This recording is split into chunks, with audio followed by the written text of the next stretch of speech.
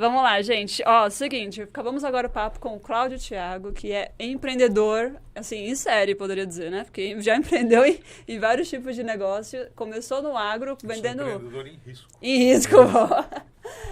Começou no agro vendendo batata, né? E aí foi ampliando seus negócios, diversificando seus negócios, trabalhou com mineração, passou vários perrengues, chegou a ser sequestrado, passou perrengue no Sudão e hoje investe também em startups de agronegócio, falou até sobre a internet das vacas. Então, se você quer saber mais sobre isso, comenta aqui, e se você quiser parte 2 também, né? Não esqueça de dar um like, porque esse papo vale super a pena e rendeu boas risadinhas, né? Foi legal, foi muito bom. Foi da hora. Fala, Marujo! Bem-vindo a bordo de mais um episódio do nosso querido Portcast, o podcast do canal Tecnologia Portuária. E se você não é inscrito ainda, inscreva-se agora mesmo e ative o sininho que está aqui embaixo deste vídeo para você ser avisado dos próximos vídeos e ficar por dentro, ser uma das primeiras pessoas a ter o privilégio de devorar conteúdos maravilhosos como estes, beleza? E hoje, queria agradecer a presença, como sempre, dos nossos queridos fiéis escudeiros, Ricardo Pupo. Oi, amiga, e aí, tudo bem? Sempre um prazer. Beleza, obrigada, Rodrigo. Valeu. Salgado, Boas. representante da T2S. Tamo junto. E o nosso convidado de hoje é Cláudio Thiago. Muito obrigada pela tua presença, Cláudio. Obrigado, professor. Eu que agradeço. O Cláudio, gente, ele é empreendedor na área de comércio exterior, começou com a parte de agricultura, né, produtos agrícolas, e aí diversificou de várias formas e vai contar pra gente um pouquinho da jornada dele. Então, sem mais delongas, queria... Sem delongas, porque a jornada é longa aqui. Não é? A jornada é cheia de emoções, inclusive.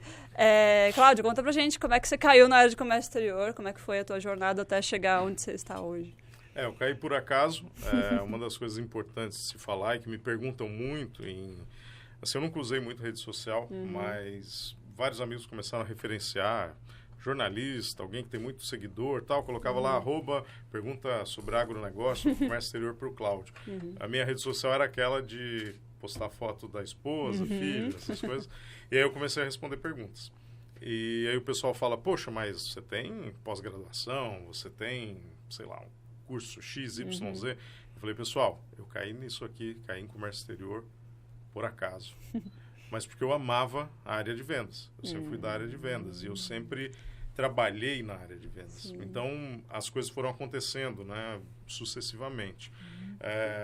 Meu pai sempre foi um comerciante, né, ele começou sem estrutura nenhuma, começou tendo um comércio, depois ele teve uma indústria, e ele falava assim, Cláudio, a única coisa que... Ele me chama de Thiago, né? Porque meu nome é Cláudio Thiago, o nome do meu pai é Cláudio, né? Então ele falava, Thiago, a única coisa que você precisa aprender como homem é a vender e negociar. Porque vender e negociar, você vai fazer dinheiro e gerar valor em qualquer lugar do mundo, em qualquer língua, a todo momento. Sabe o conceito. E aí ele me forçava a isso. Eu sempre fui um garoto entre o tímido e o técnico. Eu era, mas as vendas me trouxeram para o mundo real, né? Eu era um pouco entre o tímido e ali, tipo, a parte técnica, tipo, apertar um parafuso, aprender a fazer alguma coisa e tal. E meu pai sempre me forçou um pouco nisso. Eu comecei a trabalhar na empresa dele ali, e eu ganhava muito pouco. Eu ganhava 10% de um salário mínimo para trabalhar das 14 às 20. Então, meu pai tá bom, você... não, 10% de salário mínimo. Com teu pai trabalhava? Eu trabalhava muito. Então, eu tinha o Tá privilégio aprendendo, de tá recebendo. Então, essa era a mentalidade do meu pai, que era assim, olha, isso aqui é seu. Então, veja só, eu estou trabalhando aqui desde as 8 da manhã, vou trabalhar até as 8 da noite. Você começa às 14 e vai até as 8 da noite, você vai ganhar 10% do salário mínimo. Só que eu fazia tudo que o peão fazia, tudo que todo mundo fazia. E aí, depois de uns 2 anos, eu comecei a olhar e falar, opa, dos 11 aos 13, eu falei, pô, isso aqui tá pouco. Tá muito pouco. Cheguei, tentei negociar com meu pai, não quis. E aí, um dia... vendedor mesmo, né? Eu tentei negociar com ele, não quis. Teve um episódio, né, que é interessante, a gente pode abordar. Meu pai me largou no mercado municipal em São Paulo, falou assim, você consegue voltar para casa a partir daqui? Na época eu morava... Era 1992, eu morava ali na região de Alphaville. Não tinha Aí é Uber, mais difícil, né? não tinha Isso que eu ia internet. falar, Não tinha Uber, não tinha nada. Meu pai falou assim, você consegue fazer dinheiro daqui e voltar para casa? Não tinha Google Maps, não tinha... E meu pai era, paulada, né? Eu falei, consigo. Ele falou, então você vai... Quantos anos você tinha? eu tinha uns 11 anos para 12. Eu falei, consigo. Porque na época a gente não falava, tipo, não dá. Né? Então, eu lembro uma vez que meu irmão quebrou o dedo e ficou com sangue pisado. E aí teve que enfiar uma agulha para tirar o sangue. Nossa. E ele não chorou, porque estava na frente do meu pai. Gente. E aí depois de muitos anos eu li e falei, pô, diz que a pior tortura que tem é enfiar uma agulha embaixo da unha, né? Então a gente era criado num sistema muito militar, assim, muito, né? Então eu não ia falar, pai, não consigo. Falei, consigo, claro. E aí eu fiquei lá, e eu voltei pra casa. Mas aí é outra E o pai vai embora mesmo, né? Não é aquele que fica atrás do poste escondidinho, né? Não, meu pai era pauleira. Ele é pauleiro até hoje. E aí eu aprendi a ser assim. Eu cheguei pra ele e falei, ó, tô ganhando 10% do salário, faço muito mais que o Zé, que o Mané, que eu não sei o que, esses caras são um pinguço, aquele ali perde não sei o que, aquele ali não sei o que, eu não perco nada, eu faço tal coisa, eu quero ganhar o salário inteiro. Não, você é dono disso aqui. Eu falei, tá bom. Fiquei na minha. E aí eu encontrei a oportunidade, conversando com o meu time, encontrei a oportunidade de comprar batata, saco de batata de 50 quilos e vender na minha cidade. Morava na cidade de Cotia. Com Cotia, Osasco, aquela região. Batata vem de todo lugar, né? Tipo, você compra um saco de 50 quilos, que vem ali pro CEAGESP, né? Pro CEASA. Então, eu peguei, pedi pra minha mãe e falei, mãe, ó, tenho X dinheiro aqui guardado, X reais, já era reais na época, tenho X dinheiro guardado, eu preciso de um cheque seu, que eu vou mandar pro cara aqui. Na época a gente enfiava no fax, o cara lia o telecheque, tinha um negócio chamado telecheque. O cara olhava e falava, beleza, esse cliente aqui é um cliente que tem nome limpo. Ok, vou te vender um caminhão toco. Sabe o que é um toco, né? Sim, caminhão, 2 eixinhos. Vou te vender um caminhão toco, X tonelada de batata. Beleza, feito. O cara chegou na minha casa, no condomínio lá e tal. Falou, pô, o que eu tô fazendo aqui? Ficou puto o fornecedor. Aí, tipo, 4 e pouco da manhã, antes de entregar no Ceasa. O fornecedor entregando lá. Antes de chegar no Ceasa. Aí minha mãe foi lá e falou... Eu tinha voz mais ou menos igual essa, numa equalização diferente. Então, achou que estava falando com um adulto, né? Falou, pô, esse cara tem uns 30 e tantos, né? Eu tinha 13, né? E aí minha mãe falou, o cheque não vale? Minha mãe saiu de roupão assim, o cheque não tá válido? O cara bem juruna, é meu amigo até hoje. Ele falou, vale! Então, pronto, então o cheque vai ser pago. Eu pedi um prazo para ele, pedi 7 dias para ele. Minha mãe falou, ó, você pede o prazo e você manda o dinheiro na minha conta em 6 dias. Falei, beleza.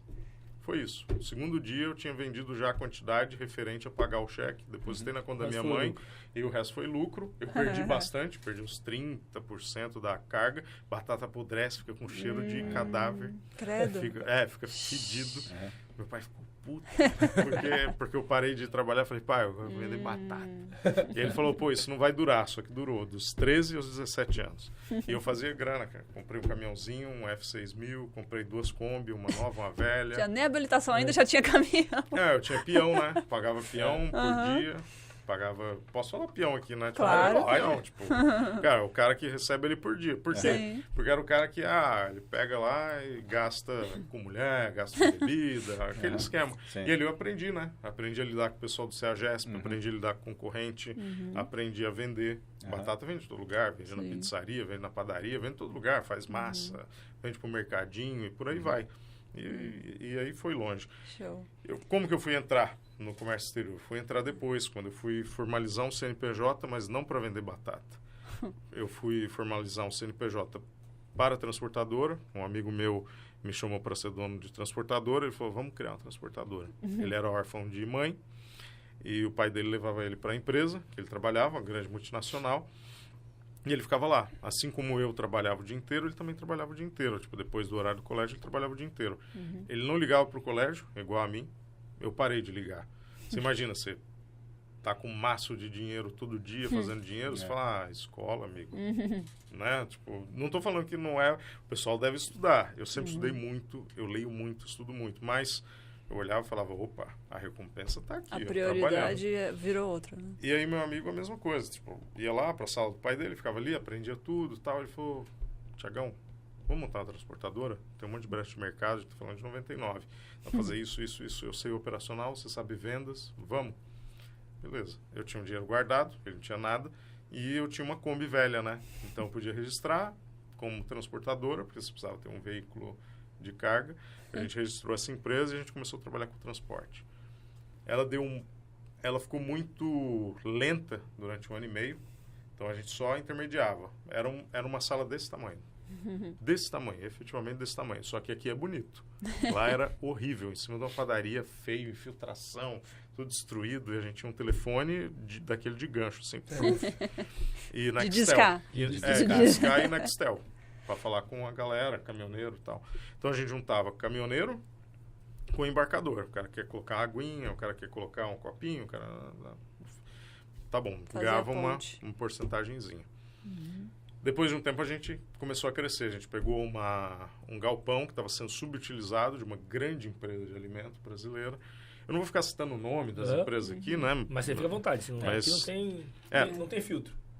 Então beleza. Era a Parmalat. Parmalat na época era uma explosão de venda. Ótima empresa. Me causou muitas alegrias. Palmeirense. Patrocinou o Palmeiras. Palmeirense sem vergonha. E a Parmalat nessa época era muito forte, né? A gente tá falando 99, 2000 ali. E eles tinham um centro de distribuição em Guarulhos, na Vila Galvão. A gente estava numa ponta da rua, eles estavam lá no fundo. Eles tinham um galpão muito grande. Meu sócio foi lá, visitou. Na época eu era atleta, pedalava, nadava, não sei o quê. Meu sócio bebia cerveja e tal. Bebia com os peão lá e falou, pô, Tiagão, fui lá no galpão dos caras, tá subutilizado. Dá pra gente fazer um cross-docking, dá pra fazer isso, dá pra fazer aquilo. Um monte de conceito de logística moderno. Eu falei, pô, Ricardo, mete um projeto nisso que eu escrevo um projeto paralelo comercial e eu vou levar na Parmalat. Levei 14 vezes na Parmalat. O escritório deles na Vila Olímpia, eles tinham um prédio na Vila Olímpia, prédinho na Vila Olímpia. Fui, até chegar lá, conversar, tal, consegui falar com a pessoa. Demorou uns 3 meses, saiu um contrato. Falaram, ó, vocês vão administrar o galpão. E a gente fez uma proposta ultra agressiva, tipo... Não vão cobrar nada de vocês. A gente vai fazer a administração inteira, não vai cobrar nada. O que sobrar de área de galpão é nosso, a gente coloca a mercadoria que a gente quiser. Tinha todas as outorgas para colocar em área frigorífica, não sei o quê, blá, blá, beleza. A gente começou a fazer isso, o risco era nosso, a gente terceirizou mão de obra, mandou pau. Só que aí a gente saiu de uma sala vagabunda, suja, infiltrada, para um galpão enorme, 12 ou 14 mil metros quadrados, se eu não me engano, enorme. Podia colocar nosso nome na porta, a gente passou cal, a gente mesmo pintou, deixou bonito, tal, o nosso nome na porta, começou a agregar caminhão. Agregar caminhão é colocar etiqueta, né? E aí, pô, o pessoal começou a olhar caminhão na rua com o nosso nome. Puf. Opa, esses caras estão... Quem é essa? Que empresa é essa? Os caras, o tamanho do galpão. É isso aí. Quanto caminhão? E aí a gente começou a fazer uma operação muito boa. E aí, depois de alguns meses, eu estava indo para o Centro-Oeste, estava indo muito para Goiás e tal, e na época, o ministro da Saúde, ele tinha liberado os medicamentos genéricos e tinha surgido um polo de medicamento genérico na cidade de Anápolis, em Goiás. Eu fui para lá, bati de porta em porta, todos as indústrias farmacêuticas, genérico, mas era um produto de alto valor agregado. A gente virou transportador oficial desses caras. E a gente cresceu. A gente saiu de meia dúzia de funcionário para quase 800 pessoas trabalhando com carteira assinada para a gente. A gente foi na Fenatran, foi o que mais comprou carreta no ano de 2000, 2001. Cresceu muito, fez dinheiro. A gente era muito bom vendendo, fazendo operação, fazendo dinheiro, dava lucro, mas era muito ruim na gestão financeira. Era muito ruim na gestão financeira. E tudo bem, foi arrastando isso durante o tempo. Infelizmente é um padrão, né?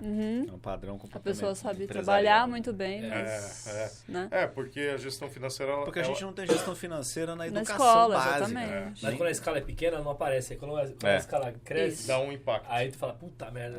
É um soco na cara muito pesado. E a gente era garoto, né? Tinha 20, 21 anos. E o que acontece é que gestão financeira, hoje, trabalhando como trading company, a gente olha a gestão financeira, ela não é... Ela muitas vezes é anticíclica, ela muitas vezes ela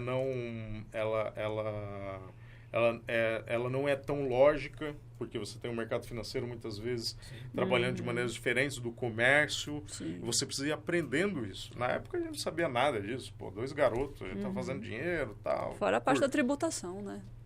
Tem um conjunto enorme de coisas. Nessa, depois de mais 1 ano e meio, a gente estava fazendo um bom dinheiro, a gente teve uma oferta para vender a empresa. E a gente vendeu, colocou um bom dinheiro no bolso. E aí eu entrei em comércio exterior. Eu não sabia o que fazer com o meu dinheiro. Não fiz nada. Eu não fiz nada. Eu guardei. Porque eu tinha medo. Eu No colchão. Exato. Eu guardei no banco. Eu pensei, eu guardei, tipo, num fundo de investimento que o gerente me indicou, sabe assim? Isso era ali em 2001. E aí a gente pode colocar depois até aqui um vídeo lá de 2001, da reportagem que eu fiz com o pessoal da Globo e tal. Eu tinha muito medo. Foi quando você saiu na Pequenas Empresas, Grandes Negócios? Eu tinha muito medo de perder meu dinheiro. Meu sócio ele já tinha um plano. Ele falou assim, ó, eu vou comprar um Corvette porque eu quero, zero, vou casar com a menina, vou comprar um apartamento em Moema, vou comprar franquia. Vou virar comerciante. É comerciante até hoje. Comprou uma franquia de chopp no aeroporto, comprou uma franquia de chocolate, deu super bem. Comprou outra franquia de pão de queijo, virou comerciante de shopping. Comprou meia dúzia de lojinha e foi. Tipo, falou, quero ficar nessa aí. E eu não sabia o que fazer. Eu não sabia o que ia fazer. E eu falei, cara, não quero virar lojista. Eu não sou lojista, não sei tocar esse negócio. Tem que ficar pilotando, né? Eu não sei. Não vai sozinho, tem que ficar pilotando. Não sei, não tenho a menina pra casar, não quero comprar nenhum carro, não sei. É outra vida. Não tinha nada pra fazer. Tô de boa com a minha bike. Eu tinha o carro da empresa, né? Na verdade, eu fiquei com o carro da empresa e, na verdade, tipo, eu adorava aquele carro. Era um Ômega bonito, assim, um Ômega Fittipaldi. Aí eu falei, na época a gente vendeu a empresa e aí... Qual a condição? O carro é meu. Exato. Tipo, eu vou ficar com X de dinheiro, vou ficar com um Ômega Fittipaldi. E aí, beleza. Eu continuo amigo do meu sócio e tal. Eu fui fazer nada. Fiquei um tempinho de férias, 2, 3 meses. Cliente começa a ligar. E fala, quem do Comex que te chamou? Fala, vem pra cá. Um cliente meu me ligou e falou assim, Claudião, você tá rico. Vem aqui almoçar, pagar um almoço pra mim, no interior. Eu fui lá, ele tinha uma indústria. E aí ele fazia leite em pó, fazia um monte de coisinha assim, tipo, né, coisa liofilizada e tal. Eu falei, beleza. Fui lá. Eu comecei, tipo, a passear, conversar com os clientes. O que eu vou fazer, né? Eu vou investir em alguma coisa, vai saber, né? Mas eu não tinha muita noção do potencial do meu capital. Eu não tinha muita clareza. E aí, esse primeiro cliente, ele falou assim... Esse cliente me deu um bypass, aliás. Ele me falou assim... Cláudio, você não quer virar representante comercial? Pô, você entregava mercadoria para mim no Centro-Oeste. Você conhece o supermercado, conhece todo mundo. Cara, você vai lá, vende para os caras e ganha uma comissão. Eu falei, tá bom, quanto eu tenho de comprado sua mercadoria? Ele falou, nada, você ganha comissão. Eu falei, porra, eu gosto de viajar. Tô aí, vamos lá. Não tem Tô solteiro. Não tem o que fazer. Eu comecei Tô procurando. Não quero carro, né? Eu comecei a fazer isso, saía de São Paulo, tipo, segunda-feira, passava de segunda a sábado em Goiás, Mato Grosso do Sul, enfim, rodava.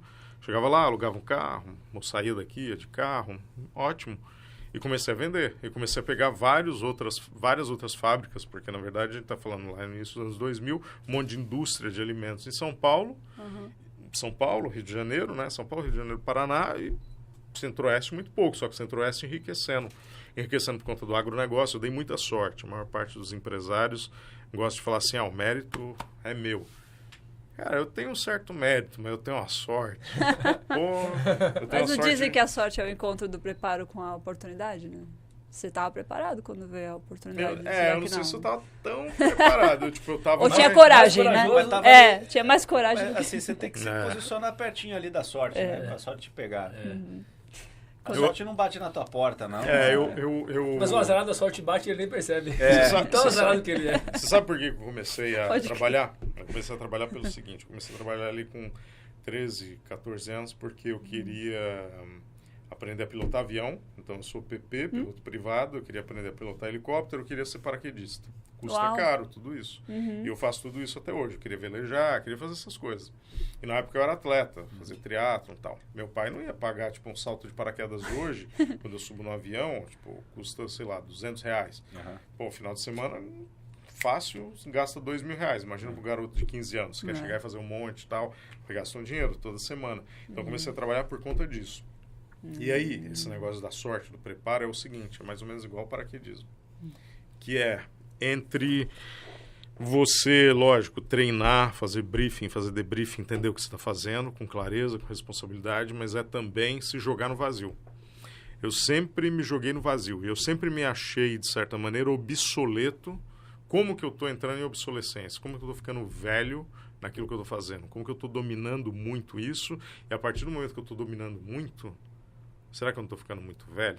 Será que eu não estou ficando anacrônico? Como que eu consigo ir além? Então, até hoje, né? Hoje, assim... Pô, agora você me deixou depressivo. Comecei a me identificar com as coisas. Já começa a fazer umas conexões. Me deixou depressivo agora. A ampulheta já assim. Eu sempre tento ir na fronteira da segurança. Lógico, não é uma coisa louca, né? Hoje, pô, tenho filho, você acaba tendo mais responsabilidades, mas eu olho, é como chegar na porta do avião, sabe? Falar, ok, aqui não tem mais volta e aqui sou eu comigo mesmo, o risco é meu, o preparo é meu e aqui eu preciso ter coragem, preciso estar com isso incorporado, isso precisa estar na minha corrente sanguínea, sabe? Se eu tiver num momento que é muito, tipo, tô me sentindo muito seguro, sabe? Eu faço coisas muito seguras, né? Os meus investimentos são razoavelmente seguros, por isso que a gente vai falar disso, por isso que eu acabei entrando em Venture Capital, investir em startup, tecnologia e tal, mas eu não quero estar tão seguro, porque existe um limiar entre aquilo que eu conheço profundamente e aquilo que eu desconheço. E qual é o meu ponto de desconhecimento que eu posso ir além? Esse é o meu ponto. Né? Onde eu estava falando do... Legal, aí eu comecei a vender para supermercado, virei vendedor pastinha de couro, aquele monte de pastinha, blá, blá, blá, beleza. Ok, comecei a vender para um monte de supermercado, Centro-Oeste crescendo muito, consumindo muito, legal. Eu ganhando um bom dinheirinho, sem ter que colocar capital, só acumulando capital. Sem mexer no... Ganhando as comissões. Sem mexer, ganhando comissão, tudo legal. Aí um dia um cara me ligou, eu não vou nem ficar citando ele porque eu não pedi nem nada, mas um cara me ligou, um cara bilionário na época, que eu nem sabia quem era, me ligou no meu celular, lembra o celularzinho da Telesp celular, assim, me ligou, aí ele falou assim, você é o Cláudio? Eu falei, sou eu. Você é um bom vendedor? Ele falou, isso. Boa tarde, tudo bem? Não, sou fulano, nada. Só. Não. Você sabe, o pessoal que manda mesmo, tipo, é direto ao ponto, né? Aí ele falou, eu falei, sou, cara. Eu sou o melhor que eu conheço. Aí ele falou, então, eu queria que você fosse meu vendedor. Eu sou dono do maior frigorífico do Brasil, a gente está começando a vender carne embalada. A maioria do pessoal vende carcaça cortada. Eu não quero fazer isso, a gente está vendendo assim, blá, blá, blá, vácuo, com marca, blá, blá, blá, blá. Eu falei, tá bom, me interesso. Que ano foi? Isso foi 2001. 2001 para 2002. A gente pegou essa época que realmente não era comum encontrar carne embalada a vácuo. Essa época que começou. Esse frigorífico foi o que começou. E aí ele falou assim, eu sou tal cara. Você topa vir aqui? Cidade de Lins. Eu estava em São Paulo. Eu ia no dia seguinte para Goiânia. Eu falei, tá bem, topo. Cara, São Paulo, Lins é uma caminhada. Eu fui. Cheguei lá, 7 da manhã. Ele chegou às 9. Eu falei, então, eu cheguei aqui às 7. O senhor chegou às 9, mas eu estava aqui. Ele falou, paulistano atraso, achei que você ia atrasar. Aí a gente conversou, mostrou tudo. Ele era dono do hotel, resort, colocou no helicóptero dele, blá, blá. Beleza. Ótimo, ele queria impressionar. Eu falei, no final do dia eu falei assim, legal, o senhor me impressionou, mostrou um monte de coisa e meu contrato. Aí ele falou, não é assim, a empresa é grande. Eu falei, o senhor não manda aqui? Se manda, eu vou sair com o meu contrato. Não, dorme aqui no meu hotel, vamos jantar na minha casa, vai ser meu filho, blá, blá, blá. Então, amanhã fazendo negócio? Amanhã você sai com o seu contrato. No dia seguinte eu saí com o contrato. Comecei a representar ele para o Centro-Oeste. Então, Mato Grosso e tal. Ele tinha um monte de vendedor cabeça de baga, os caras meio perdidos, comecei a vender para ele. Eu fiz minha primeira exportação a parte de carne. E eu tive sorte de novo. Mercado brasileiro, veja só, Ele tinha alguma estrutura de distribuição ou não? Tinha. Inclusive portuária? Sim, cara. Era a maior cara do Brasil. E aí ele na época, E exportou para onde a primeira vez? Tu lembra? Bolívia. E aí volta. Essa foi a sorte?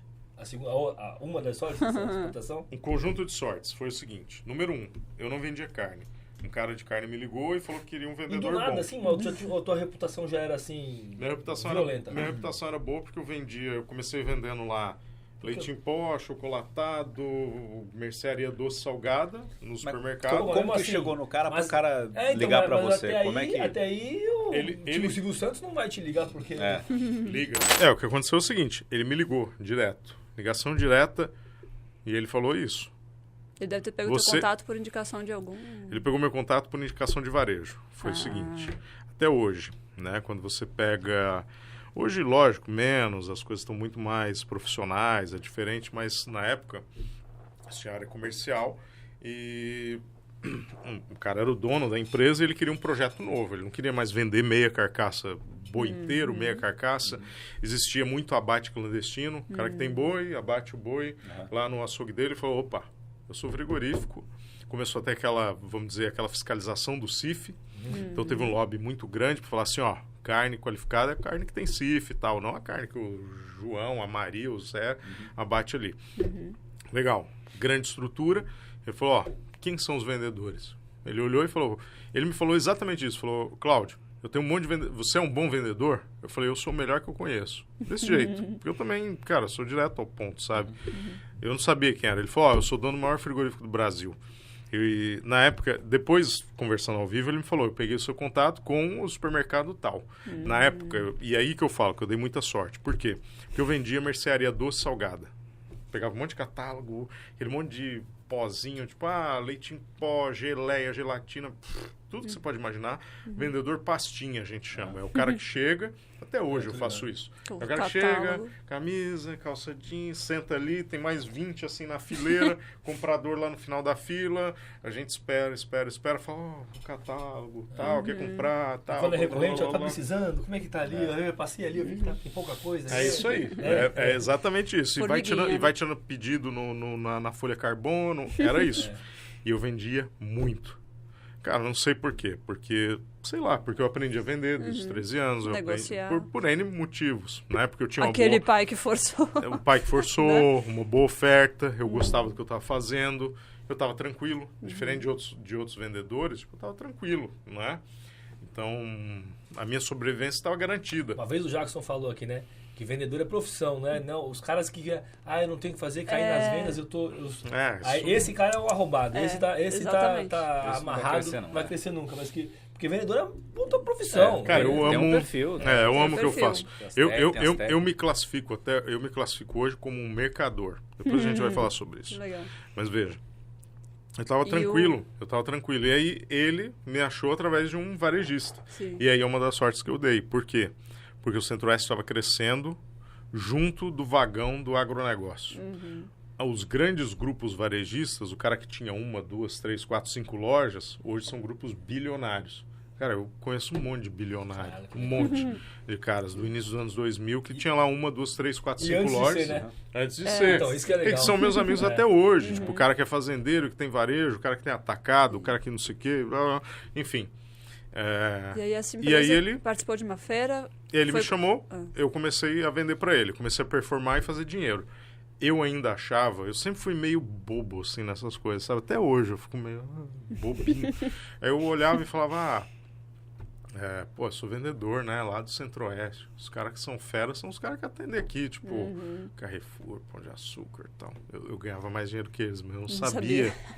E aí eu vim para uma feira aqui, Apas, né? Sim. Aí em São Paulo. É a maior, né? É a maior e o meu stand era o melhor, porque a gente tinha um stand de uma empresa de refrigerante, não vou citar o nome, mas uma empresa global grande, que tinha o quê? Refrigerante, batata frita, não sei o quê. E o nosso, que tinha o quê? Carne assada, boi no rolete, uísque, mulher bonita, tem que lembrar, tipo, início dos anos 2000. Era outra pegada. Início dos anos 2000, então os caras colocavam, tipo, nossa... Embalada a vácuo igual a carne. Mulher gato. Exato. Vendedor bebendo uísque. E eu, garotão, vestindo terninho. Vocês olharem reportagem lá, pô, terninho, gravata, tô ali. E eu ficava atendendo o cara que era o cara que era caroço, eles chamavam. É tipo, igual loja. Tipo, o cara que chega ali, vai lá, garoto, atende ele. A gente ficava atendendo os caras, tipo, que não tinha futuro. Meus clientes eram vinha, né? Mato Grosso, Goiás, tal, Rondônia. Aparecia lá uns caras caroços. Apareceu um cara, terno verde, tudo esquisito. Atendi o cara, conversei. Comecei a tirar um pedido dele, papel carbono, né? Aquele papel 3 vias, pedido enorme. Aquele cara esquisito que ninguém queria atender. Ninguém, não. Eu pegava todos que não queriam que atender. Eu era o cara que atendia o caroço. Tá bom. E aí esse cara, falando enrolado, tal, aí eu cheguei pro meu gerente, eu não era um funcionário. É da tienda, esse aí? Esse daí. Eu era um representante comercial. Então eu cheguei pro meu gerente, que não tem problema nenhum, não vou citar o nome dele, mas ele era um Zé Mané. E aí, egóico e tal. Nossa, depois eu mastiguei ele anos lá na frente, mas vamos lá. Aí ele falou assim, ele falou, Cláudio, isso aí é exportação, não é comigo. Você nem pode fazer exportação. Aí ele falou, vou chamar o diretor de exportação. Aí veio um alemão do frigorífico que os caras contrataram, um cara que falava uns 4 línguas, fino, bem arrumado, gente boa. Ele chegou e falou, Cláudio, vamos sentar ali naquela sala. Chegou, atendeu super bem o cara. O cara tudo desgrenhado, tudo bagunçado. Falou, o senhor senta ali, nós vamos servir um uísque, o senhor vai tomar uma água que o senhor quer, blá, blá, tal. Me levou para uma outra sala e falou, Cláudio, isso funciona assim, essa tabela de exportação, isso funciona assim, isso aí. Nossa, isso. Te deu uma mini aula. Eu não sabia nada. Não sabia o que era NCM, não sabia o que era sistema harmonizado, não sabia nada, zero. Ele falou, isso é assim, a sua comissão é essa, eu vou fazer todo o negócio com ele, mas eu vou te passando e você vai fazendo assim. Porque assim parece que você está liderando. Olha. E o cara, tipo, um cara de, sei lá, uns 60 anos. Caraca, e ele foi e negociou tudo com o cara, me explicou tudo. O cara fino, sabia tudo. A gente conversou sobre história, conversou sobre um monte de coisa. Fechei um puta pedido, que era tipo uns 8 meses de comissão. Cara, carne. Era muito bom, porque era volume e dinheiro. Era preço e volume. Então era muito melhor do que vender leite em pó, chocolatado, bolachinha, biscoitinho, blá, essas coisinhas, tudo que eu vendia. Tu não é vegetariano, não, né? Não, e aí, é que eu não tô com a minha chave aqui. A minha chave do carro é um pedaço de tibone. Não, eu tenho fazenda. Aí ele fechou todo o pedido e tal. Aí a gente saiu, ele falou, Cláudio, parabéns, tal. Me parabenizou, um cara humilde. Eu falei, cara, eu quero trabalhar nessa área. Eu falei pra ele, cara, como eu faço pra trabalhar com você? Eu falei, você já tá trabalhando comigo? Fora que era um ganho em dólar, né? Tinha todo era outro esquema. Ganhava em dólar.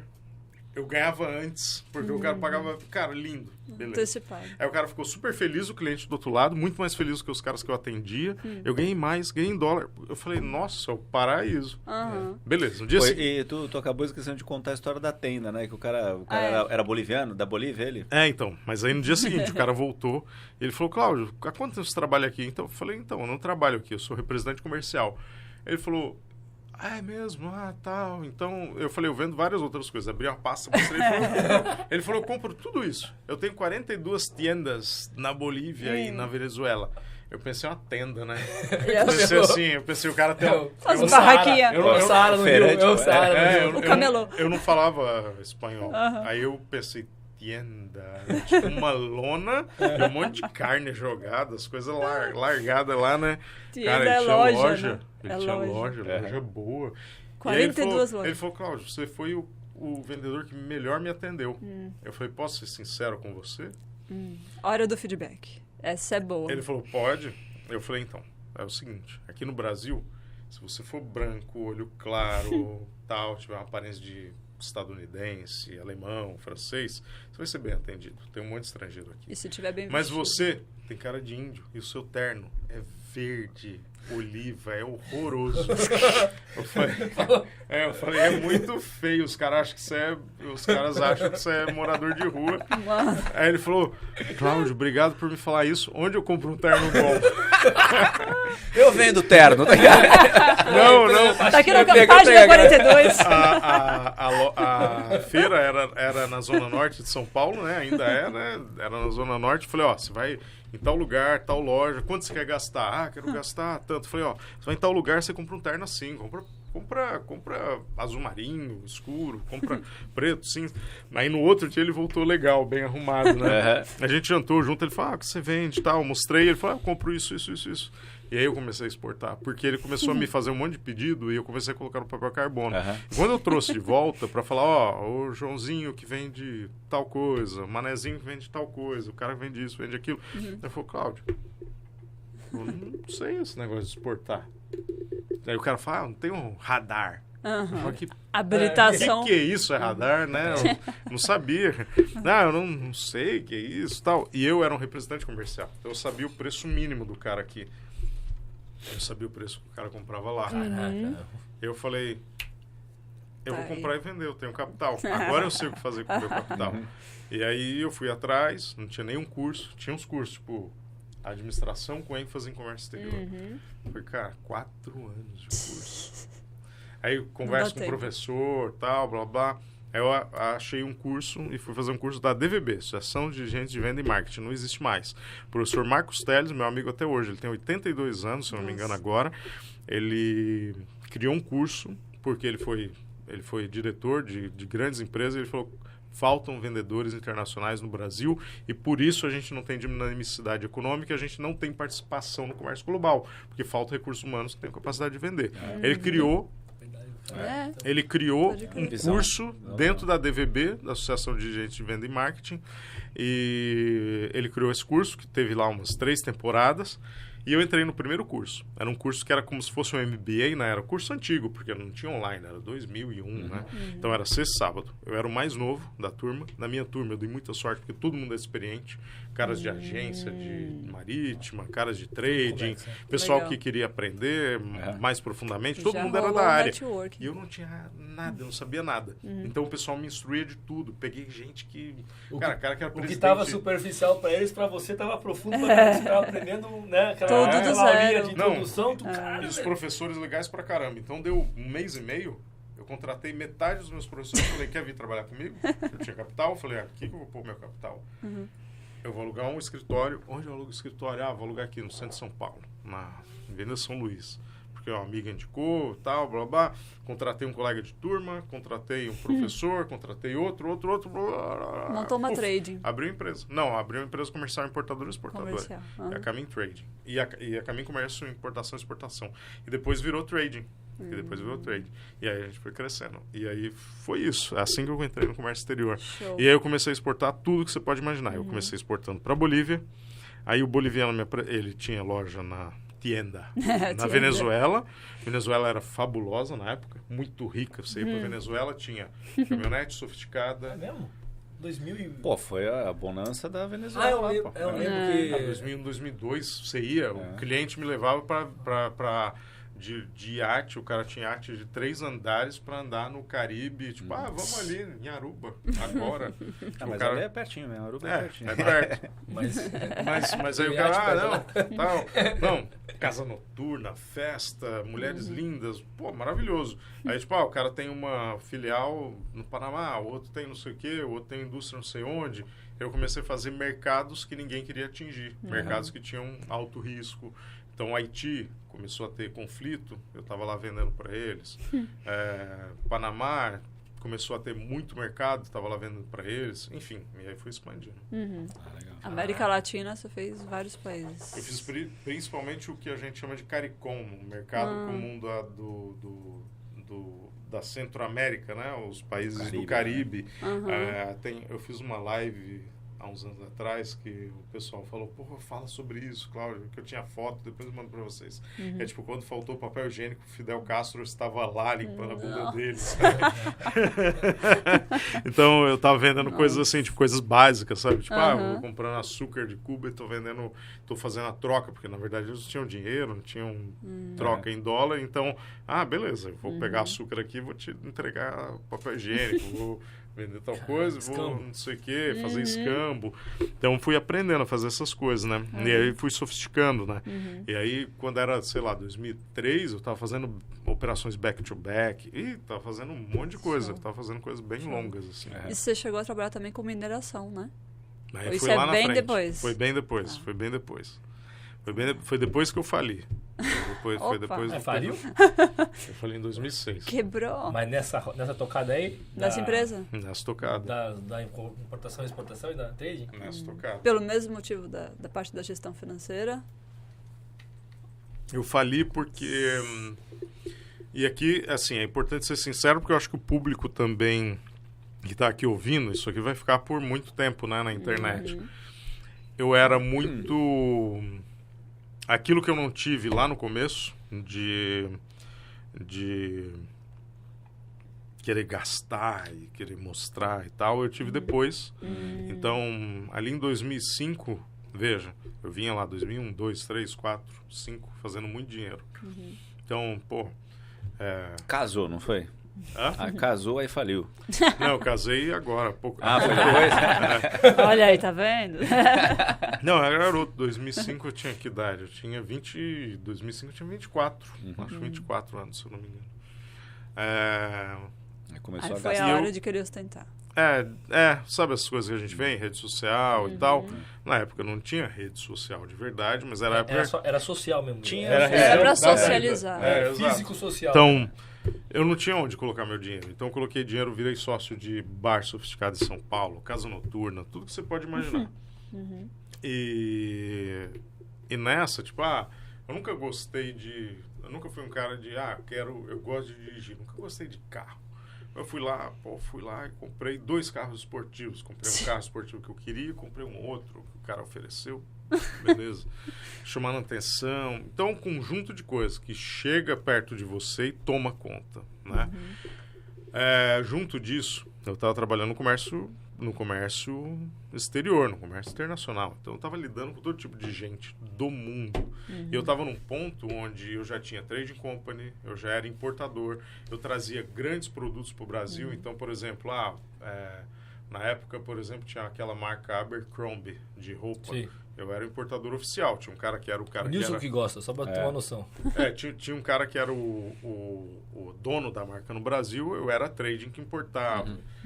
Equipamentos de som da Bang Olufsen, equipamentos que são escandinavos, sofisticadíssimos. Eu trazia coisas muito sofisticadas e tal. Então, eu estava no mundo entre... O cara que exporta açúcar, que vem aqui na doca do porto. Que troca açúcar com papel higiênico lá no Caribe. Exato. E o cara que está trazendo coisa sofisticada, que estão te levando para tomar champanhe caro, que está viajando o mundo, que está fazendo as coisas e tal. Então, estava ali naquele mundo, assim. E nesse mundo, você vai fazendo tudo que dá para fazer dinheiro. Você não está ligando muito. Na época, eu tinha uma estrutura boa. Eu já tinha mais de 250 funcionários. Uma trading company de 250 funcionários. Nossa. Eu aluguei 2 andares de cobertura na Avenida Paulista. Metade do meu andar de cobertura era a minha sala de reunião. Então, era tipo um rooftop com... Tá lá até hoje. É o número 726 da Avenida Paulista. Era um grande jardim botânico. Eu mandei plantar um monte de bromélia, coisa bonita. Eu tinha capital, eu falei, beleza, vamos deixar bonito isso aqui, né? Então, comecei a me... exato, eu era tipo... Lógico, virei sócio de um monte de... caras que são amigos meus até hoje, mas tipo, um monte de garoto de São Paulo que é herdeiro de grandes grupos industriais, coisas assim. Eu sou um ninguém, né? Mas eu tinha dinheiro igual eles, né? Ou mais, né? Então... E aí, você tá a um passo de se dar mal. E eu comecei a fazer um monte de coisa errada. E um monte de coisa errada eu comecei a fazer aqui no Brasil, fora. Comecei a exportar muito para empreiteira brasileira. Não vou citar os nomes, mas todo mundo que seguiu aí a trajetória da Lava Jato sabe quais são as empreiteiras que vendiam para a África, que eram financiadas e tal. Eu estava lá fazendo trading para esses caras. E quando eu estava lá, eu estava vendendo para as empresas lá também, para as empresas estatais lá. Então, quando era ali... Mas eles causavam problemas financeiros? Por que era mau negócio trabalhar com eles? Era um bom negócio, mas era um negócio... no limiar entre o que pode dar certo e o que pode dar errado. Era bom. Arriscado? Eu criei... muito arriscado. Eu criei um mecanismo que era o seguinte. Eu era o supplier deles, né? O comprador deles. Eu era o terceirizado de compras. Vamos lá. Uma empresa, por exemplo... Mas você comprava lá ou comprava aqui? Comprava aqui. Pensa o seguinte, uma empresa que protege poços de petróleo em vários países da África subsaariana, que está baseada, sei lá, em Gibraltar, está baseada na Inglaterra, onde quer que seja, e que ela precisa comprar, ela tem, sei lá, 1.000 e tantos funcionários, cara com fuzil, cuidando ali daquilo, que precisa ter o quê? Botina, precisa ter comida, precisa ter carne. Ela liga para o Brasil, ela vende carne. né? Então, eu quero comprar 80 toneladas de carne, beleza. Agora eu quero comprar 3 mesas dessas porque eu preciso para 3 salas de reunião. É diferente. Preciso comprar 20 cadeiras dessas. O cara não manda. O cara fala, 20 cadeiras. Então, o que eu fazia? Eu juntava tudo isso. Eu era o setor de compras dele. Eu tinha uma conta corrente entre esses caras. Eu fiz uma conta corrente de centenas de milhões. Centenas de milhões. E aí, o que eu fiz foi...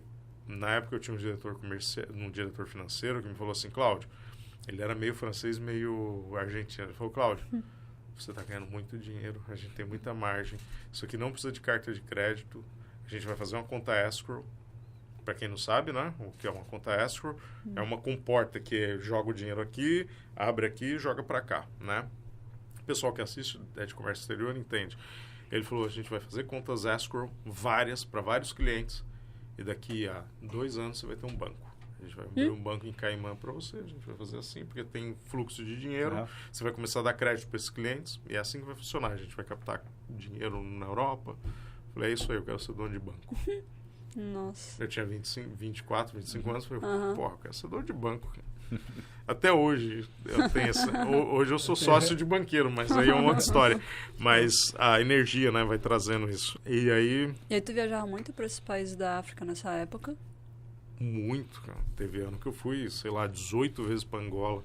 Era só comprar umas açõezinhas do Itaú, pô. Nem eu sou dono do Itaú. De 1%. Mais ou menos. E eu fui à falência porque eu tive um efeito dominó, onde um grande cliente deixou de me pagar. A gente teve um grande problema político em Angola. E com esse problema político é como, por exemplo, aqui no Brasil. A gente não tem uma guerra civil instaurada no Brasil. Mas, por exemplo, muda um governo para outro, o cara fala, você é amigo do outro governo, amigão. Não vou te pagar, não. Agora, você imagina lá que os caras te recebem com fuzil. Os caras te recebem com fuzil no meio da cara. É diferente, é outra história. E aí, você? Quanto você tem para receber aqui? Amigo. Vai não, esquece. Isso não existe. Onde está seu documento? Cadê? Não, tá aqui. Nem vem aqui.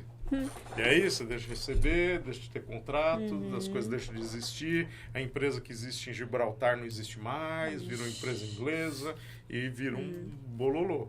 E aí, quando você tem um monte de mercadoria que está no mar, que está no terminal, chegou, que o cara já recebeu, que está em trânsito, que já recebeu, aí você fala, opa... Nossa, tem gente que enlouquece. Eu tenho um fluxo financeiro aqui de X milhões. A minha rentabilidade é de X. Ferrou. Perdi esse dinheiro. Perdi. Como que eu vou cobrar esse cara? Eu não vou cobrar esse cara. Não existe cobrar esse cara. E foi aí que aconteceu... Não existe eu ir para lá e conversar com eles. Não existe. Eu não vou. Só que aí o fornecedor aqui, você tem várias coisas. Você tem o banco que te fala, vou te protestar. E tem o cara da gelatina que fala, cara, você comprou 200, 300 mil dólares comigo de gelatina cremosa XYZ. Tô indo na porta do seu escritório e eu vou te dar um fim, amigo. Porque isso aqui é metade do meu faturamento. Você recebeu ameaça de morte aqui? Lógico, um monte. Eu fui morar no meu escritório. Eu vivi uma vida lascada durante 1 ano e meio. Uau. 1 ano e meio. Foi morar no escritório, deixou a casa. Fui morar no meu escritório porque eu não tinha dinheiro. Eu comprei um apartamento, eu tinha muita grana, eu podia ir lá e comprar um apartamento muito bom. Mas eu falei, não, vou comprar uma cobertura nos jardins, com piscina, com sauna, com isso, com aquilo, blá, blá, blá, porque eu vou pagar metade, a outra metade. Nossa, sai no... É tranquilo, dá nada, tô ganhando um monte. E tudo bem, eu consegui ir pagando. Só que quando cessa o dinheiro, tudo bem, tipo... O valor do apartamento é uma coisa, mas como você paga a conta de luz? Como você paga a conta de água? Luz, você vive sem. E água? Não tem como. E aí eu fui morar no meu escritório, porque o meu escritório já estava pago. Eu fui morar no escritório, minha sala era um pouco maior que essa, tinha uma mesa, e eu dormia assim, tipo um colchão, daquele colchãozinho inflável, que eu inflava e desinflava todo dia e dormia assim, ó. Fiquei dormindo 1 ano nessa. Comendo comidinha. Só inferno várias vezes. Não é? E lá nos países africanos teve um rolê que você passou um perrengue lá, não teve? Conta pra gente. Foi nessa época? Não. Foi um pouco antes. Tiveram muitos. Tá vendo essa marca na minha cabeça? Tem uma cicatriz. Tem a cicatriz, ó. Tá vendo? Ah, tá. Uhum. É que eu passo creme, né? Eu tô jovem, né? Tá bem. Mas, ó, tá vendo? Mas tem disfarçado. Mas tá vendo? Tem um... Tipo um calombinho. Exato. Eu levei uma paulada de caniço de fuzil no meio da testa. Veja, em 2004 começou o massacre de Darfur. A gente pode falar desse tipo de coisa aqui, né? Pode. Acho que sim. Cara, eu vendia todo tipo de coisa para África e todo tipo de coisa para governo, para empresa, principalmente empresas grandes, empresas de fora que estavam operando na África, governo. E eu comecei a vender muito equipamento médico odontológico. E aí o que aconteceu era o seguinte, eu tinha uma margem muito grande nesses equipamentos, porque eu comprava aqui no interior de São Paulo e vendia. Os caras queriam ter, tipo, não existia clínica odontológica em vários países. Então, eu desembarcava na Etiópia e seguia de caminhão até o Sudão. E durante muito tempo o presidente do... Eu posso citar o nome dos caras? O Omar al-Bashir, ele foi presidente durante muitos anos ali no Sudão, mas começou a ter aquele conflito de Darfur, que era o conflito entre os eu não vou classificar, sabe? Tipo, lados. Questão, lados, mas assim, tipo, tinha lá os caras que eram muçulmanos, tinha os caras que não eram muçulmanos e tinha aquele embate que era uma milícia. Eu vi coisas ali absurdas, tipo, corpo empilhado na altura do teto. Muita gente. Né? Então, eu desembarcava no porto, na Etiópia, os equipamentos, e vendia para chegar na capital do Sudão. Então, na primeira vez que eu fui fazer o desembarque, eu falei, eu vou junto. E, por sorte, eu fui com o etíope, que era o piloto do caminhão. Então, você imagina aquele Mercedão sapo, sabe? Aquele Mercedão. Eu falei, vou junto, tal, blá, blá. Vamos levar. Era um negócio que eu ganhava um bom dinheiro. Tipo, acima de $200 mil de rentabilidade naquilo ali. Falei, e eu negociei com um cara que é o coronel e tal. Falei, vai chegar em Khartoum. Eu prometi que vai chegar. Vai chegar. Então, tipo, desci em Angola, peguei um carro, fui para tal lugar, tal, e cheguei no caminhão, juntei com o cara, sentei e falei, vamos para Khartoum. Tá bom, 2 dias andando. Quando a gente entrou, o massacre de Darfur estava acontecendo. Guerra, loucura, tiroteio, maluquice. E quando a gente chegou na fronteira, a nossa sorte foi que o motorista não era sudanês. O motorista era etíope. E eu era brasileiro. E eu tinha a camisa do Brasil, do Romário, na minha bolsa. Puta, salvou? Salvou muito. Foda, classe. Salvou muito. Mas... E aí eu tinha várias camisas falsas da seleção brasileira. E aí eu falei assim, eu sou brasileiro. O cara não falava inglês, o cara não falava nada, não falava francês, não falava nada. Na época eu já tinha uma noção boa de francês, falava inglês e tal. O cara não falava nada disso. E o etíope falava Swahili, um pouquinho de Swahili e tal. O cara falava nada, falava um árabe e tal, ok, isso e aquilo. E o cara falou assim, tá bom, mas eu preciso, tipo, o que o etíope me falou, Cláudio, é o seguinte, os caras vão levar a gente pra um barraco, pra um lugar. E a gente vai ter que ficar com eles. Eu falei, quanto tempo? Isso é um sequestro. Aí ele falou, não sei. Eu falei, que merda, e agora? A carga tem que chegar. Alguém preocupado com o trabalho. A carga tem que chegar. E aí eles levaram a gente pra, tipo, um barracão lá. Mas cagaço de vida? Medo de morrer? Ou era só, tipo... Cara, fuzil, Kalashnikov na cara. Os caras dando tiro pra cima lá, tipo... Mas qual que era a treta? Por que você não podia passar? Era a fronteira. Era conflito o país. Né? Era a fronteira, o país em conflito, a fronteira. E aí o cara que estava na fronteira era, ok, você pode passar ou não pode passar? Quem é você? Você é parceiro ou não é parceiro? Um não fala o nível do outro? Isso aqui é o quê? O que é isso? Eu falava, tal, blá, blá. E ele falou, o negócio é o seguinte, a gente vai levar vocês a 60 e poucos quilômetros daqui e tal. Aí, tal, brasileiro, tal... Isso e aquilo. Tá bom. Romário. Entrega a camisa, o cara, ok, tá, beleza, leva a gente pro lugar. Isso quantas horas? Eu fiquei 2 dias com os caras. 2 dias. Sei lá, umas 50 horas.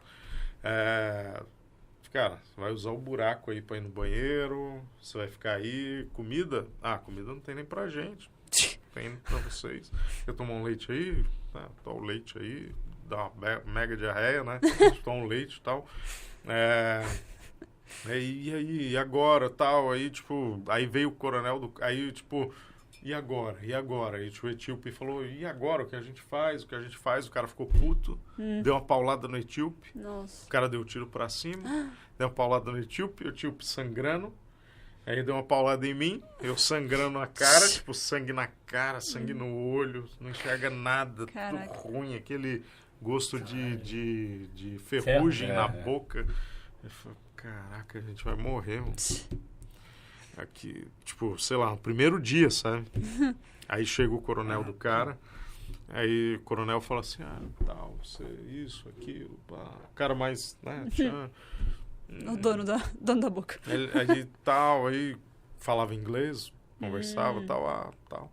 Eu falei, não, isso aqui, ó, cada equipamento desse vai pro povo, é pra população, é pro pessoal tratar os dentes, tal, isso e aquilo. Tá bom, deixa 2 desse aqui com a gente. Que era tipo cadeira e aquele a luz e tal. Tá, a gente deixa, não tem problema. Isso já te entrega as camisas de futebol já. Ele não tava ligando pra isso, a gente entregou pros peão lá. Ele falou, então tá bom, libera eles. Só a gente tudo sujo, terra, sangue, sujo. Aí entregaram as nossas coisas e tal, vai embora, vai lá. A gente chegou lá, tipo, entregou, falou, coronel, aqui, os caras roubaram a gente e tal. Aqui é assim. Beleza, vamos que chegou. Nossa, bem-vindo. Tá faltando 2. Prende eles aí, segura. Era só o que faltava. Eles aí porque tá faltando 2. Bom que chegou, agora tudo bem. Tipo, agora a gente... Pode voltar agora. O nosso exército abre caminho pra você, você vai até o Cairo, e do Cairo você pega um avião e volta. Pra Paris, e tá bom? Foi um prazer. Semana que vem você tá aqui? Opa, lógico que eu tô. Claro que não. Aí depois a gente manda outros, né? Falou, tô mandando aqui automático aqui pra você pega lá. Enfim, teve coisa que funcionou, teve coisa que não, teve coisa que foi roubada, teve coisa que não, que a gente recebeu antes. Enfim, muita coisa assim desse tipo. Cláudia, a gente está caminhando aí porque o nosso tempo está voando, está muito legal a trajetória, mas voltando para a questão que você falou, eu tirava pedido no papel carbono, e uma das dificuldades da empresa foi a questão da gestão financeira e tal. Como que você enxerga a tecnologia desse rolê todo? Porque você trabalha muito com agro e você falou com empresas que às vezes tinham um trabalho muito simples, né? E como você enxerga a tecnologia nessa área, assim? E como é hoje, assim? Integração de sistema, as empresas hoje trabalham com isso? É fundamental, né? Eu fui migrando, né, aos poucos. Hoje eu continuo... Eu vendi depois, né, minha trade... É que a gente tem uma longa história aí pra contar, mas depois eu vendi minha trade para um grupo japonês, vendi a outra para um grupo alemão, fiz um dinheiro. Uma boa parte do meu capital eu investi em tecnologia, em empresas de tecnologia voltadas ao agronegócio, voltadas à indústria. Eu acredito muito nisso, acredito muito que tecnologia traz pra gente capacidade de... Sabe quando você... Normalmente quando você está dirigindo, ou quando você está pilotando o avião, você está olhando pro para-brisa, para frente. E é para cá que você precisa olhar. Mas você precisa ter uma visão maior, 360. E a visão 360, no caso do carro, hoje é retrovisor, mas é também todas as câmeras, toda a tecnologia que te traz essa visão para o painel. Então, o ano passado eu comprei um carro que ele me dá uma visão 360 do ar, parece que tem um helicóptero em cima, assim, ele mostra tudo e tal. Falei, nossa, que coisa maravilhosa. Tipo, eu vejo todos os carros que estão à minha volta. Nunca vai bater, ele segue a faixa, é maravilhoso, né? Tecnologia te traz isso. Hoje eu trabalho muito com BI, né? Com Business Intelligence, eu acredito muito nisso. Eu acredito muito nessa visão 360, enxergar todos os pontos de operação. Isso é muito raro, tanto no agronegócio quanto no comércio exterior. Porque são muitos pontos, né? A gente atua principalmente em terminal portuário. Já é ponto pra caramba. E é só um dos estágios do comércio todo. Exatamente. Como que integra isso? E várias vezes a gente conversa com pessoas que estão na negociação, na linha de comercial aí, internacional, e normalmente é o WhatsApp, os caras não têm a ferramenta. Quando vai para os países que são menos desenvolvidos tecnologicamente, aí ferrou mesmo, é pedido pelo WhatsApp, não tem, é uma bagunça. Essa realidade é assim, você enxerga ela desse jeito ainda? Não para mim especificamente, a última empresa de comércio exterior que eu tive foi em 2012, e aí a gente nem falou da parte de mineração, todo esse track, como eu saí da falência, isso é uma coisa que a gente pode falar numa outra oportunidade, mas eu saí muito aprendendo sobre inteligência de mercado, né? Eu vejo muito as empresas ainda meio anacrônicas, meio velhas, usando coisas tipo, que não são integradas, isso é muito ruim. Quando eu abri novamente minha empresa, né, a Companhia Mercantil Brasileira, eu levei em conta alguns pilares. Então, flexibilidade, por isso que eu estou principalmente fora do Brasil, muita capacidade econômica, então a gente opera com o nosso próprio capital, estratégia integrada, então originação até a parte de comercialização, então como eu origino e como eu vendo, e integração do sistema, como que eu consigo integrar várias partes do sistema. Eu acredito muito em tecnologia para a gente ver, para a gente conseguir ter essa visão 360. A maior parte das empresas, mesmo grandes empresas, não vou citar aqui as empresas, mas eu vejo grandes empresas que muitas vezes me chamam, às vezes, fazer uma palestra para conversar, porque falam, Carlos, você está investindo em startup? O que é esse negócio de startup de agro? O que esses caras fazem? O que é comercialização disso? O que é o market maker que você está falando aí? Os caras pagam para eu falar um pouco sobre isso, e eu sinto que a maioria mesmo as grandes empresas e as pequenas, então nem se fala, as médias, elas estão muito perdidas nisso, que é não conseguir ter visão. E ter visão é muito importante. Ter a visão, que não é a visão objetiva e a visão periférica, porque aquela visão do futuro é a visão estratégica, né? E aí depende dos seus gestores. A tecnologia ela entra para isso, para te dar um panorama geral. Muitas empresas de comércio exterior não têm nem um CRM ativo de alta qualidade, bem abastecido, com inteligência. Não existem CRMs inteligentes integrados, né, com o sistema. Às vezes é um negócio genérico. Faz uma mala direta para mandar e-mail. Às vezes é um negócio genérico. E a gente ainda não incorporou tecnologia no comércio exterior de maneira inteligente. Quando eu abri essa empresa que eu tenho hoje, eu olhei exatamente isso. Eu falei, como que eu posso ser uma boutique, um negócio menor, que transforma subproduto da agricultura brasileira, subprodutos do Brasil, em coproduto, produto com alto valor agregado.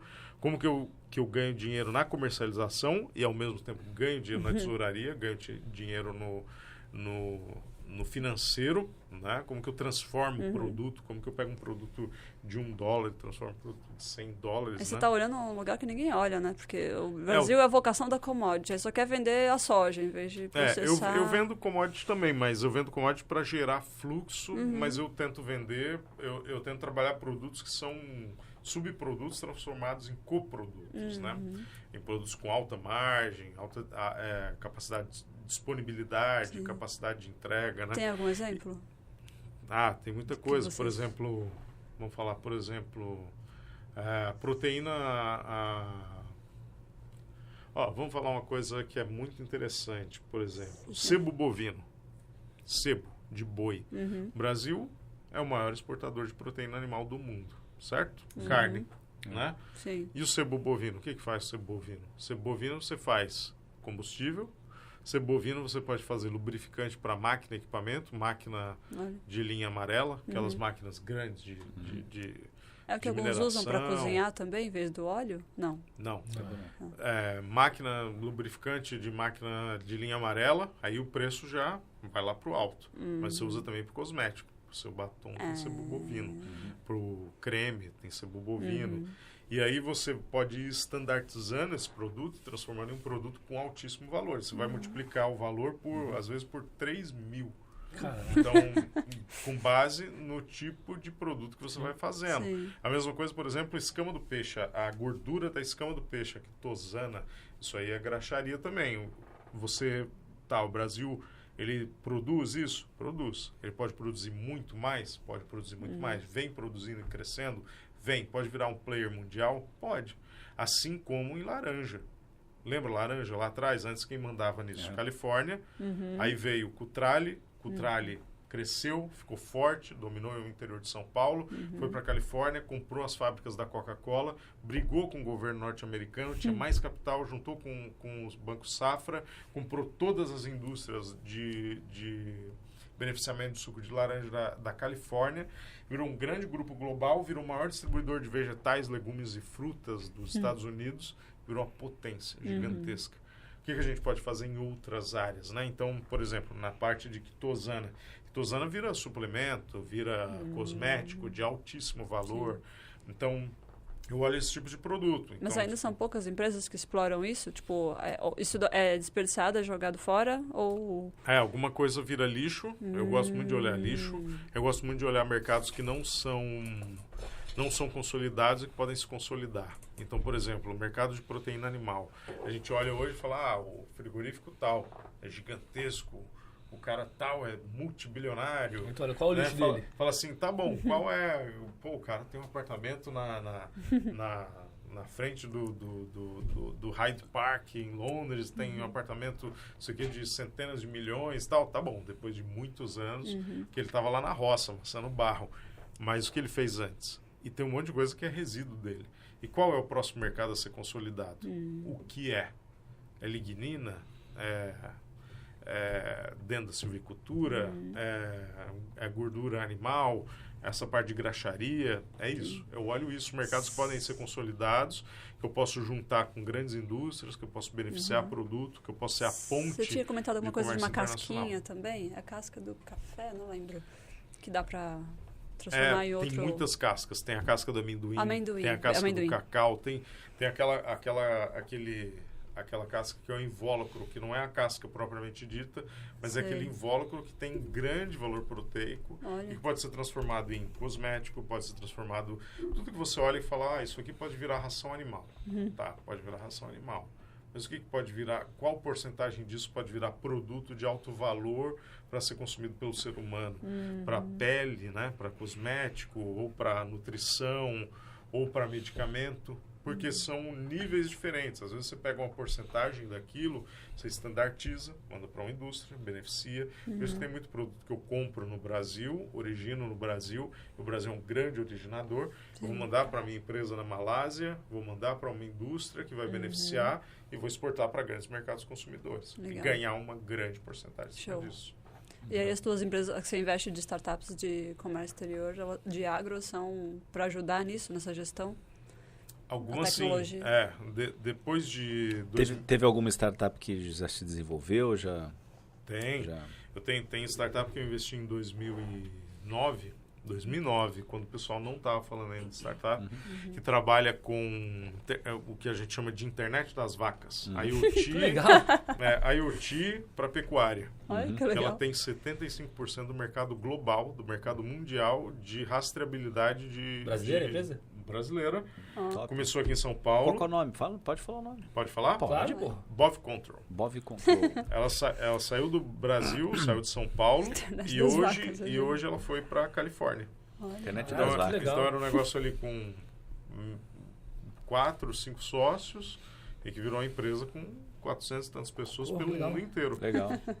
E que mapeia bovino no mundo inteiro. Tem várias que são muito interessantes. Eu tenho alguns sistemas de SaaS que são software as a service para gestão de fazenda e que aí a gente consegue, do meu ponto de vista como trade company, óbvio que existe um tipo de confidencialidade de dados, mas eu consigo saber, aquele cara produz X de milho, aquele outro produz X de soja, e eu faço uma originação mais fácil, né? Marketplaces que eu fui investindo, tendo porcentagens. Você entra como investidor anjo ou tem um fundo de equity, tem mais gente envolvida? Eu criei um fundo. Na verdade, eu comecei como investidor anjo em 2008. Eu errei muito ao longo de, uns 2 anos. E aí eu criei um fundo de investimento, e aí depois eu juntei mais 2 sócios. Eu não capto dinheiro. E vocês controlam, dão mentoria? Como é que é a aceleração que vocês fazem? A gente controla, eu cuido de estratégia, então eu olho e cuido do deal flow. Então, para quem não sabe o que é isso, é o fluxo de negócio que a gente pode vir a fechar. Então, eu fico olhando aquilo na tela, fico trazendo aquelas empresas, fico olhando para as startups. Então, vou conversar com vocês, vou entender o que vocês fazem, colocar no meu deal flow, colocar ali. Tipo, é como se fosse uma planilha de Excel. Para quem vocês conhecem, mas o pessoal, às vezes, né, a gente tem ali um software, né? Hoje em dia a gente usa o Carta, mas antes tinha um outro. A gente usava ali, põe ali o que esse pessoal está evoluindo, o que está fazendo, quais foram as rodadas de investimento. Eu cuido de estratégia. Eu comecei a investir no meu próprio capital. Eu tenho 2 sócios, são donos de banco. Um é dono de um banco de porte médio no Brasil, outro é dono de um banco muito grande na América Latina. Eles têm dinheiro, um monte de coisa, né? E falam, pô, Cláudio, como que eu invisto em hardware, hard science, agronegócio? Como que a gente faz isso? Eu falei, faz isso. Quero virar sócio disso aqui. E aí, parte do meu plano se concretizou, né? Eu quero ser sócio de banco, né? Eu virei sócio de banqueiro, ainda dono de banco. Né? E aí a gente coloca capital nesse negócio, faz tranches bem qualificadas de metas e investimento. Vocês mesmo fazem mentoria com eles? A gente faz mentoria. Inclusive a mentoria, nessa de mentoria, nosso outro convidado foi teu aluno, né? Você foi mentor do Thomas Hardy, não foi? Fui. Eu fui mentor de um monte de gente, Da hora. Show de bola. E é isso. E aí a gente investe capital e conhecimento. Né? Capital, conhecimento, networking, que talvez seja das coisas que mais tem valor, né? Conectar. Então, e aí a gente tem startups de todo tipo. A gente olha principalmente hardware, hard science, né? Principalmente na área de agro. Comércio exterior entra na nossa tese de agro, né? Principalmente. Sim, para exportação. Na parte de comercialização, né? Então, a gente olha muito setores que são muito densos. Tipo, na área portuária, nada? Tem uma iniciativa do Sebrae, junto com o Parque Tecnológico aqui de Santos, eles criaram o Maritime Startup Lab, é um laboratório de startup também. Um monte de gente já se inscreveu, é um programa que está em andamento. Aqui. Então a gente não tem nada assim, então a gente quase investiu em algumas startups, por exemplo, que eram mais voltadas para trade, tipo a Caravel, algumas startups específicas, assim. É outra linha, né? Mas eu tenho muito interesse, está na nossa tese, principalmente se for uma atuação voltada para o agro. Porque na nossa tese a gente está olhando o agronegócio e a gente está olhando principalmente assim, como que o Brasil se apodera da capacidade de ter originação. Como que a gente transforma a originação em poder de fogo, né? Vamos falar numa linguagem mais chula, como a gente transforma a originação em poder de fogo para o mundo. Para a gente sair daquele 1,2%, 1,3% de comércio exterior para se transformar em um player relevante. Né? Então, a gente olha para isso. Como eu estou na área de comercialização, eu olho, óbvio, a gente olha para dentro da porteira, hardware, hard science para dentro da porteira. Mas, quando a gente sai da porteira, da fazenda, a gente vê que muito agricultor, muitas fábricas, muitos cerealistas, eles perdem a margem inteira na comercialização, na logística. E muitos players maiores, eles acabam adquirindo os intermediários do processo de fluxo logístico.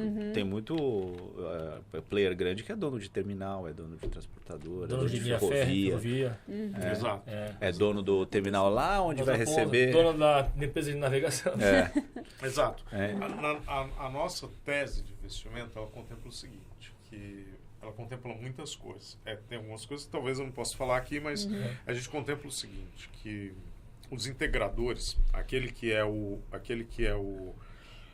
olha para a verticalização do processo, ele muitas vezes vai sair na frente. Mas existe uma verticalização que não é a verticalização física, mas é a verticalização informacional.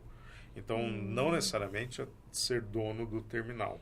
Eu já operei terminal em São Francisco do Sul. É que eu não contei a história aqui porque tem uma história longa. Mas eu já operei terminal no Espírito Santo, enfim. A gente já fez grandes operações nesse sentido. E muitas vezes de olhar e falar, isso aqui não gera margem nenhuma para a gente. A gente não ganha nada com isso. A gente está ganhando com tal coisa, com tal coisa, com tal coisa. E como fundo de investimento, a gente precisa olhar do ponto de vista estratégico. Porque né? vai trazer escala. E a verticalização informacional, a verticalização de estratégica e de informação, muitas vezes traz muito mais resultado. A gente tem visto poucos grupos olhando para isso. A gente vê alguns olhando um pouco, eu não vou citar os grupos, mas a gente sabe, né? Alguns que estão olhando na área de novos negócios, na área de, às vezes, TI, coisas assim. O cara fala, eu produzo... Eu vou falar, vocês vão saber, eu tenho usina, eu tenho açúcar, eu tenho terminal, eu tenho trem, eu tenho não sei o quê, então eu vou colocar tal coisa, blá, blá, blá, opa. Só que aquela tal coisa, blá, blá, blá, blá, que aquilo tem maior margem, porque trem não tem margem, né? Ok, a gente está olhando para isso, para onde a gente pode ganhar, onde a gente pode colocar capital. Mas você compra o tempo, ele não tirar a tua margem de onde dá margem. Exato, é isso aí. Então, tem um grande trabalho para fazer nisso.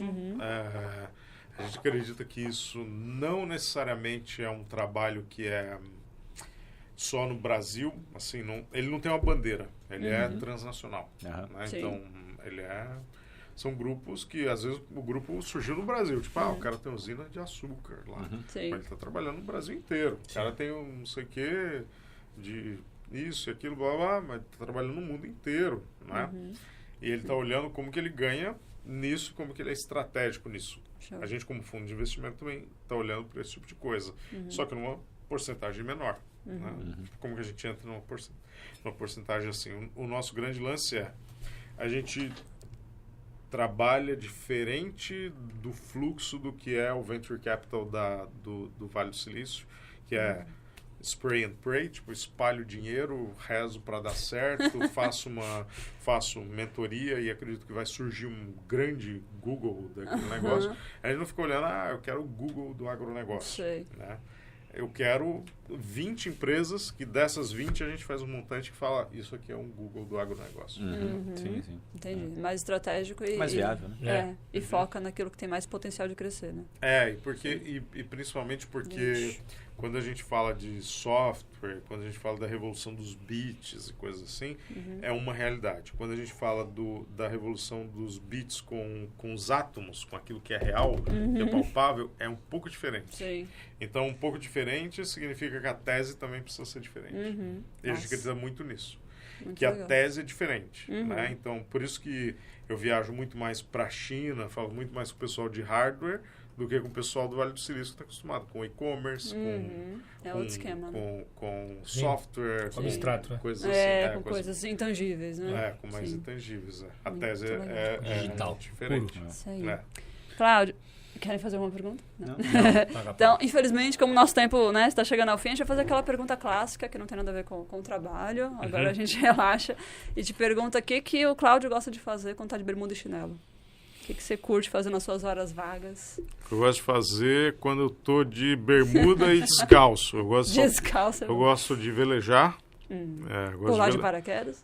Saltar de paraquedas. Saltar. Eu tinha aprendido há um tempão. É mesmo? Pula é sapo. Exato. Depois eu mando foto aí pra vocês. Eu gosto de velejar. Eu gosto de sair de Ubatuba, ir pra Angra, de Angra pra Abrolhos, enfim. Eu gosto de saltar de paraquedas. Saltar de paraquedas. Todo final de semana sim, final de semana não. É isso que eu gosto. Agora eu parei de tomar... tomo às vezes um esquinho e tal, mas parei um pouco. Agora eu voltei à luta. Então, antes eu lutava boxe. Agora eu voltei e falei, mais o triatlon, eu vou voltar em breve. Então eu voltei... Agora foi pro jiu-jitsu. Eu fui pro jiu-jitsu porque boxe... meu nariz é meio torto, tipo, a mão é marcada. Boxe é muito... Pra se defender, próximo perrengue lá no Sudão já vai conseguir... já tá mais preparado. Não, nunca mais vai ser sequestrado em lugar nenhum do mundo. Agora eu só vou pros lugares tranquilo. Classe executiva no mínimo, sem correr risco. Já foi a minha época. Agora eu sou velho. Então eu gosto disso. Agora, estou gostando bastante dos treinos de jiu-jitsu. Eu acho que é uma coisa legal. Natação. Eu sempre nadei, agora eu voltei a nadar, perder peso. Perdi bastante peso nos últimos tempos, cuidando da saúde. É isso que eu gosto de fazer. Leitura, eu gosto muito de ler. Eu leio livros técnicos, sim. Mas eu gosto de ler... Nada a ver, coisa nada a ver, né? Coisa nada a ver. Literatura, romance. O Pierre que falava isso, lembra? Eu gosto de ler Harry Potter. Tinha um professor nosso violento, um dos caras mais inteligentes que eu vi na minha vida. Assim. Falava de IA em 2000, mas falava de IA com propriedade. Nossa. Falava não, entendia. E explicava pra minha avó o que era e falava de neurociência, e conhecia mecanismos biológicos, neurais, pra conseguir... Cara violento. E aí ele falava, o que você gosta? Eu sou o comandante da Frota Estelar, eu gosto de Harry Potter, eu gosto de ler livro que eu choro, eu gosto de ler... Olha. Os livros mais nada a ver, que é pra não ter Alzheimer. Pra você... Trabalhar outras partes do cérebro. Na verdade, diz que os livros que são... aqueles livros e os filmes... romance, né? Que são de literatura fantástica e coisas assim, são aqueles que trabalham os dois lados do lobo cerebral. Sim. Isso é legal.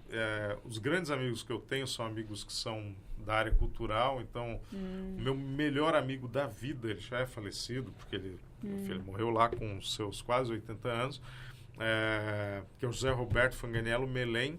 Quando você está na Avenida Paulista, o meu escritório fica na Avenida Paulista. Você está na Avenida Paulista, o viaduto de ligação do final da Paulista, né? Porque o começo da Paulista é Paraíso, o final da Paulista é Consolação. E é aquele viaduto que interliga a Avenida Paulista com a Doutor Arnaldo para a direita e a Rebouças, a Doutor Arnaldo aqui, Consolação ali e a Rebouças ali. Leva o nome dele, José Roberto Fanganiello Melém. Foi o meu melhor amigo da vida. Que legal. Ele era um romancista, ele era um advogado, ele era um romancista e ele cuidava do Condefate, cuidava do tombamento de museu, enfim, coisas assim. Então, eu vivo muito nesse mundo, assim. O meu mundo de negócio é uma coisa, o meu mundo familiar é outra, e o meu mundo, tipo, de vida, de coisas assim, é outro, assim, que é ir na orquestra, fazer um esporte. Eu gosto de coisas mais intensas, tipo, vou lá e vou ver a orquestra sinfônica.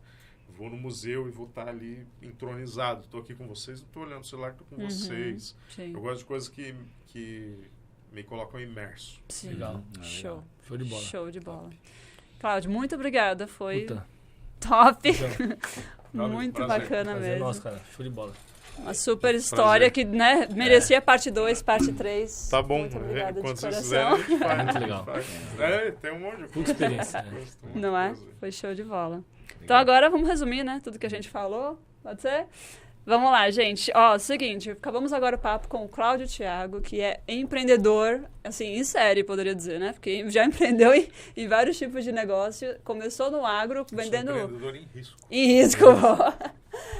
Começou no agro vendendo batata, né? E aí foi ampliando seus negócios, diversificando seus negócios, trabalhou com mineração, passou vários perrengues, chegou a ser sequestrado, passou perrengue no Sudão e hoje investe também em startups de agronegócio, falou até sobre a internet das vacas.